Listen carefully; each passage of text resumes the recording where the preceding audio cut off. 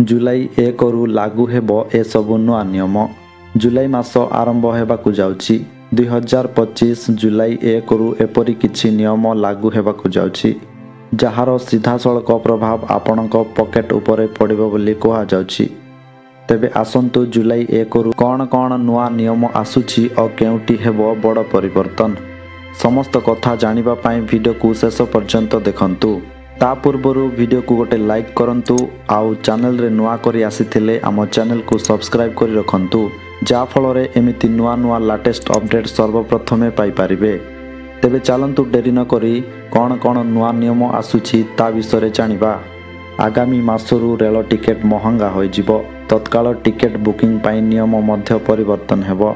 एहा व्यतीत पान तैयारी करिबा सह जड़ित प्रक्रिया परिवर्तन हेबो एवं किछि बैंक एटीएम एवं क्रेडिट कार्ड सह जड़ित नूतन नियम मध्य जुलाई 1 रु लागू होई जिवो। जुलाई 1 रु रेल टिकेटर मूल्य वृद्धि पाइबो। एसी एवं नॉन एसी उभय टिकेटर मूल्य सामान्य वृद्धि करा जायछि। नॉन एसी क्लास रो भड़ा प्रति किलोमीटर रे 1 पैसा एवं एसी क्लास रो भड़ा प्रति किलोमीटर रे 2 पैसा वृद्धि करा जायछि। जुलाई 1 रु तत्काल टिकेट बुकिंग करिबा पाई आईआरसीटीसी अकाउंट को आधार सहित लिंक करिबा बाध्यतामूलक हेबो। जुलाई 1 रु टिकेट बुक करिबा समय रे आधार सहित लिंक होइथिबा मोबाइल नंबर रे प्राप्त ओटीपी प्रवेश करिबा को पड़िबो। ओटीपी पूर्ण न हेले टिकेट बुक होई पारिबो नाही। तत्काल बुकिंग आरंभ हेबार 30 मिनिट पूर्वरु एजेंट माने आउ टिकेट बुक करि पारिबे नाही।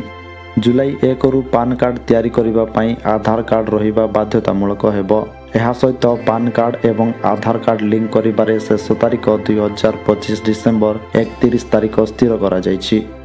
सेहिपरि जुलाई 1 रु एचडीएफसी बैंक रो क्रेडिट कार्ड सहित जड़ित नियम मध्य परिवर्तन हेबो। थर्ड पार्टी आप माध्यम रे एचडीएफसी क्रेडिट कार्ड पेमेंट करिबा पाई लोकन को 1% चार्ज देबाकू पड़िबो। एही समय रे यूटिलिटी बिल पेमेंट उपरे मध्य चार्ज लागू हेबो। जुलाई 1 रु आईसीआईसीआई बैंक रो एटीएम सहित जड़ित नियम मध्य परिवर्तन हेबाकू जाउछि।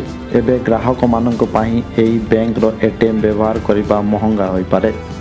नूतन नियम अनुसार सीमा ठारू अधिक टंका उठाइबा पाई प्रति ट्रांजैक्शन रे 23 टंका शुल्क लागू हेबो। अर्थात एटीएम रे 5टी मागणा ट्रांजैक्शन उपलब्ध हेबो।